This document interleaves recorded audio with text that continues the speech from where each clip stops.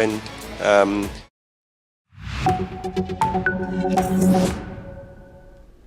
Hello and welcome. I'm Thomas Porteous and you're watching The World Report on NewsX World.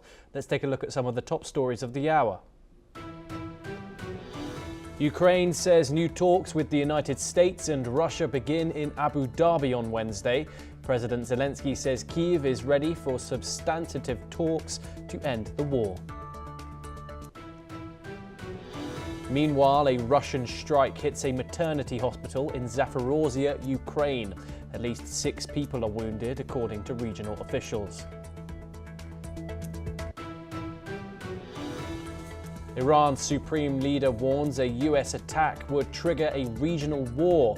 The warning comes amid heavy US military deployments in the Gulf. Pakistan says its security forces kill 145 terrorists after coordinated attacks in Balochistan. Officials call it one of the deadliest security flare-ups in years. President Donald Trump says the United States could work a deal out with Cuba. The comments come days after he threatens tariffs on countries supplying Havana with oil. Israel says the Rafah crossing between Gaza and Egypt is reopened for limited passage. Only a restricted number of Gaza residents are allowed to cross. Nigeria's army says it kills a top Boko Haram commander and 10 other fighters. The military identifies the leader as Abu Khalid in Borno State.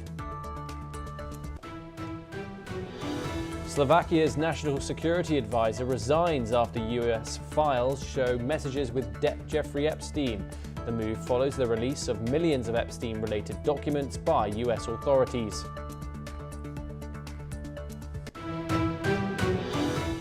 Russian Foreign Minister Sergei Lavrov has stated that Europe has consistently tried to create divisions between Moscow and Washington.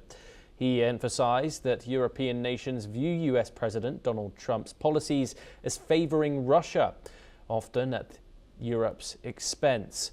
Regardless, Lavrov had stressed that Russia, along with its allies, including China, India and the UAE, is simply defending its own interests, which are frequently misrepresented.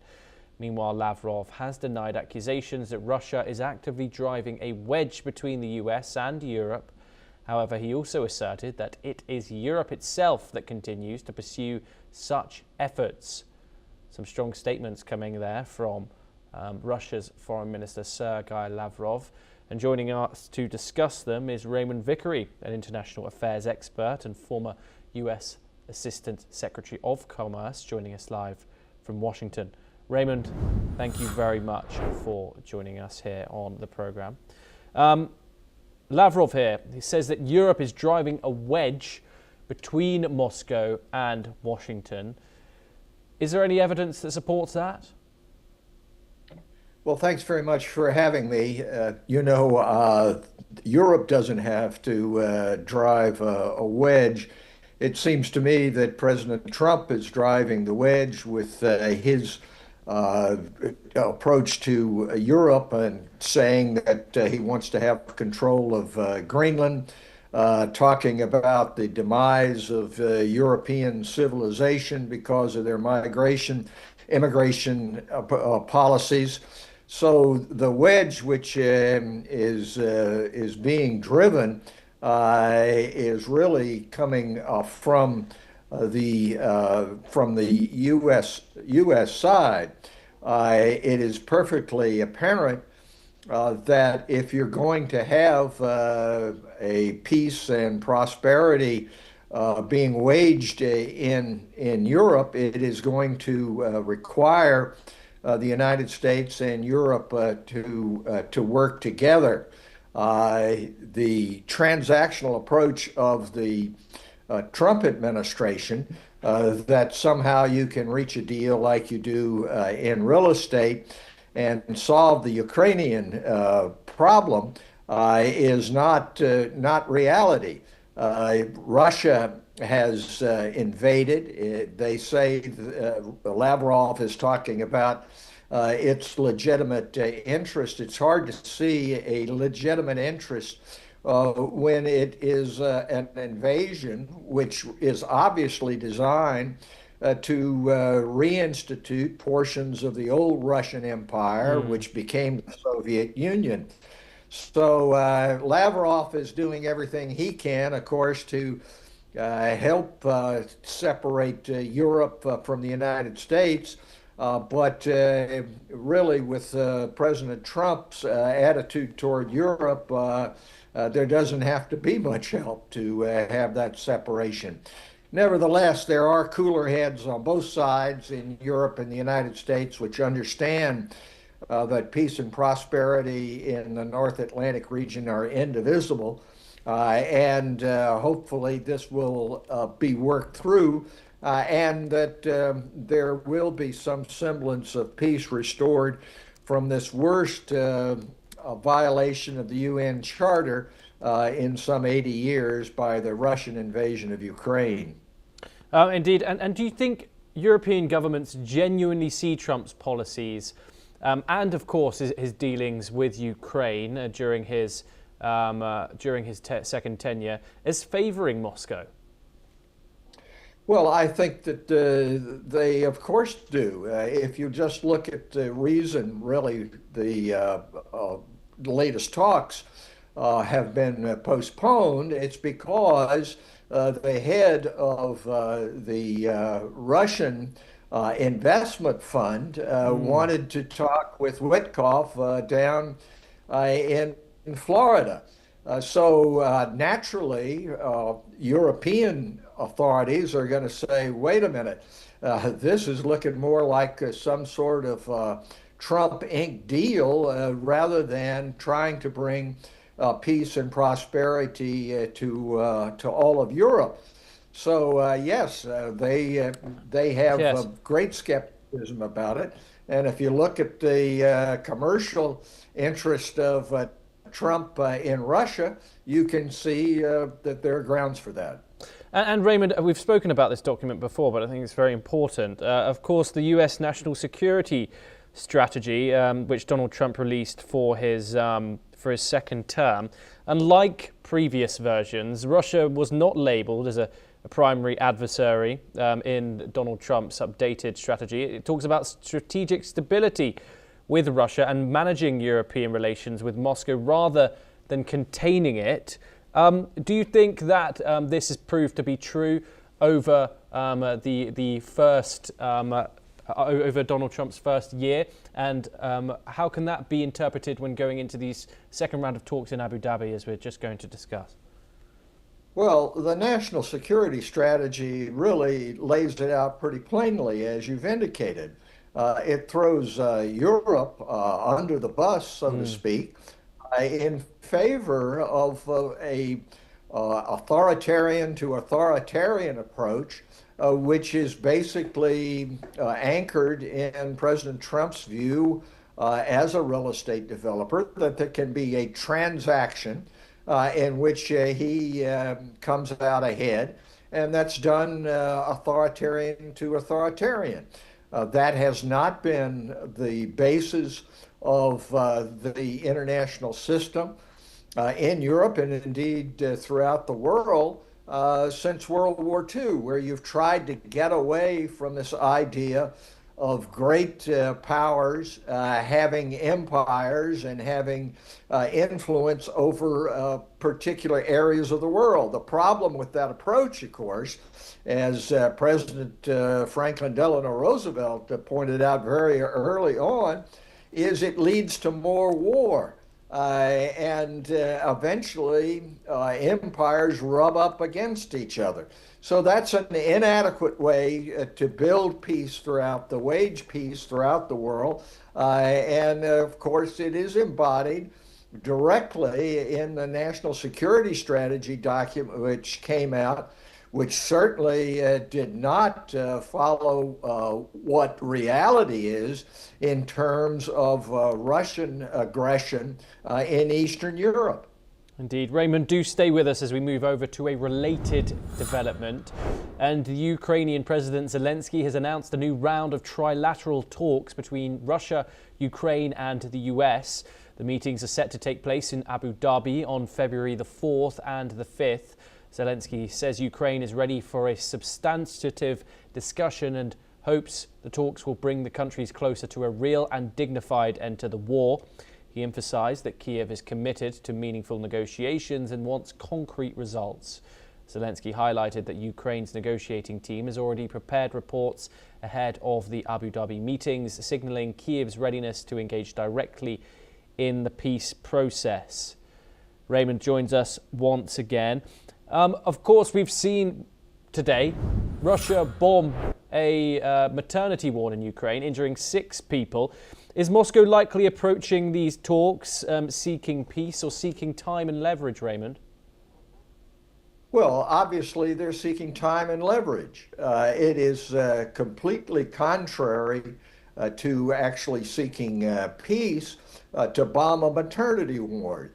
And there is no doubt about the Russian approach saying victory is at hand. When you're talking about victory and when the sticking points in the negotiation for peace are really centered upon who controls how much territory, as well as whether or not Ukraine can have adequate security to prevent, after a so-called peace agreement, to take over the rest of Ukraine. That's not an approach which indicates that Russia is interested in peace, except if its territorial aims are satisfied. And once those territorial aims are satisfied, you can be rest assured that there are going to be other territorial claims. They've already done it in Moldova. They want to have complete control in regard to Georgia. There are portions of Poland which were part of a Russian empire before. And this is the mindset of President Putin. It is one of empire, and it is one of Russian greatness. And that hasn't changed, and it's not going to change unless there is a coordinated approach with partners who want to rein in this concept. So it will need to have pressure from India, which has ties with Russia. It'll need to involve China. China is not necessarily benefited by Russian aggression. They've experienced some of it themselves. Henry Kissinger saw that a long time ago. So it's going to take Europe, the United States, other great democracies, India, Japan, and it'll take China really to put pressure which is meaningful on Putin, or else he's just going to continue with his overall aims, which are to restore a sense of a Russian empire, of Russian greatness. And Raymond, Putin agreed with the US president to halt strikes on the Ukrainian capital of Kyiv until today, so that breaks at the end of today. However, do you think Donald Trump is seriously considering these small concessions which the Kremlin is giving to the United States into real leverage in these talks? Well, I think that he views a small lessening of violence or anything which he can hold up as a triumph for him as something which is desirable. He doesn't necessarily have a view of a strategy overall with partners and principles. What he has is a view of a transaction. And if you can have a transactional approach which gets a week's ceasefire, or ceasing in bombing, not a ceasefire, ceasing in bombing, then he holds that up as a victory.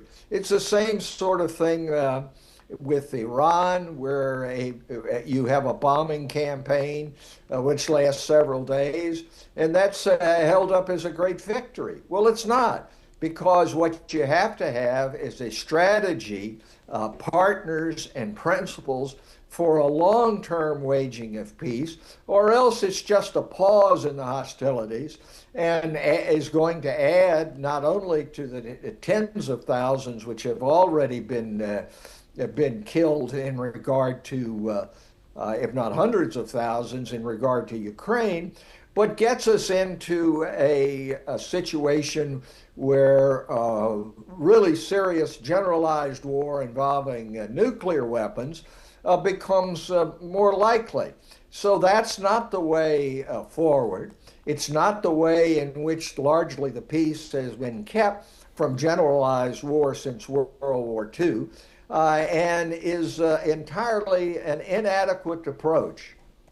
Raymond Vickery, thank you for joining us. It's always a pleasure to talk to you here on NewsX World. We now turn over to West Asia next, and reports claiming that Iran's Revolutionary Guard were planning live-fire military exercises in the Strait of Hormuz have been denied by Iranian officials. It has been clarified that no official announcements were made about such drills, and the reports were circulating earlier this week and were incorrect. Despite earlier claims that the exercises were set for February the 1st and the 2nd, no military activities are planned in the Strait of Hormuz. While tensions in the Gulf remain very high due to ongoing geopolitical concerns, the cancellation of these light fire drills has helped ease immediate fears of escalation. This clarification comes amid growing regional anxieties, particularly with the strategic importance of the waterway. The situation is being closely monitored, and any new developments will be addressed as they arise.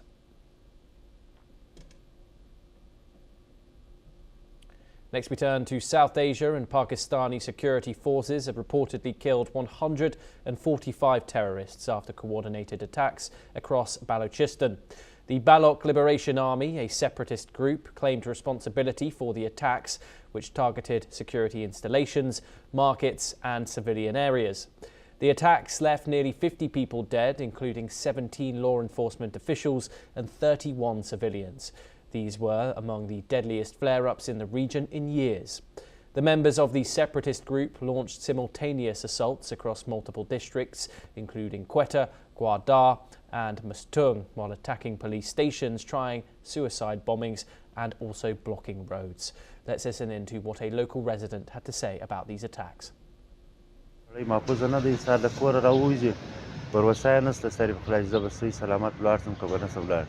یار کارونه نسته سری په خلاص شین یخ دی شتیانی دی بیا دربه وسی پیښه وسی نو هیڅوک محفوظ نه دی خلک د کاروبار سم بیا زاره دی یار کارونه نسته بس بیا اړدوړ خلک بازارونه بند کی ولاړ. Meanwhile, Pakistan's military has alleged that the attacks were carried out by Indian-sponsored insurgents, but India has denied that claim, and it further accuses Pakistan of deflecting from internal issues. The United States has condemned the attacks, calling them acts of terrorism, and have expressed solidarity with Pakistan. Joining us now to discuss this is Major General Sudhakar Ji, a senior strategic and international affairs expert, joining us live from Jaipur. Thank you very much for joining us. As always, it's a pleasure. Does such a high militant death toll here suggest decisive success by the Pakistani forces, or evidence of how large and entrenched insurgency has become in the country? Good evening, Thomas. Thank you for inviting me for your show. Let's be mindful of the fact that any figure which is given by Pakistan or Western media platform with regard to the losses or the gains in relation to Pakistan Army versus any terrorist organization or militant outfit operating within Pakistan is bound to be either deflated or inflated, or call it in other expression as manipulated, because this is a standing pattern which is emerging over the years, particularly in 2024 and 25, much against the accuracy of the data, which comes out much later by credible think tanks and agencies. Pakistan DGISPR is known to underplay the losses which they actually are inflicted with. So in the instant case, I would say that they are claiming that they have killed 150 or more militants. I have my doubts, and I'm saying this with a lot of confidence because I have been joining the dots. One. Secondly, coming straight to the question that you are talking, yes, the Baloch Liberation Army, as we all know, it's a very deeply entrenched insurgent force. It is not that they started yesterday. It started off right since when the King of Kalat was made to sign the instrument of accession at gunpoint way back in 1948, when the military invasion took place. One of the divisions of Pakistan Army had invaded despite a standstill agreement in presence of Jinnah at Karachi, if I respect my memory. It is consequent to that there has been a revolution which has been simmering, and it picked up momentum from 2018 onwards or 19 onwards. So in the meantime, what has happened is we should not be losing sight of the fact that here is a country which had a constitution, it had a flag, it had a bicameral system. They used to elect people to the to the political dispensation of the leadership. Despite that, a coup, a kind of a thing which is taking place under somebody's umbrage or directions. So with that, I would say the BLA is a conglomerate of more than 5 different kinds of insurgent organizations. They are heavily armed. They have a Fidaini brigade called a Majid brigade. They go in for Fidaini attack. And apart from that, time to time, we keep hearing about the Jafar Express being hijacked or along that one axis between Peshawar and Quetta. So they are highly emboldened, highly entrenched, and this will continue unless their real grievances are addressed. Back to you, Thomas. And the BLA is designated as a foreign terrorist organization by the United States, but the US has condemned the attacks and expressed solidarity with Islamabad. Is Washington carefully avoiding taking sides on the India allegation? You see, the USA, Thomas, you'll bear me out. Let me speak very frankly. These are my perspective.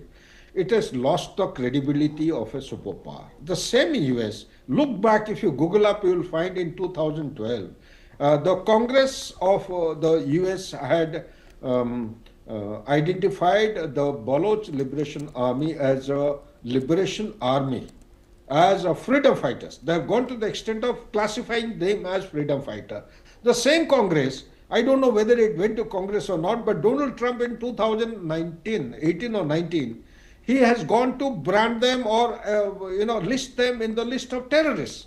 Now, thereafter, there was a slow fire. Now he has come back to the power 2.0. In the 2.0, he was with the side of Pakistan.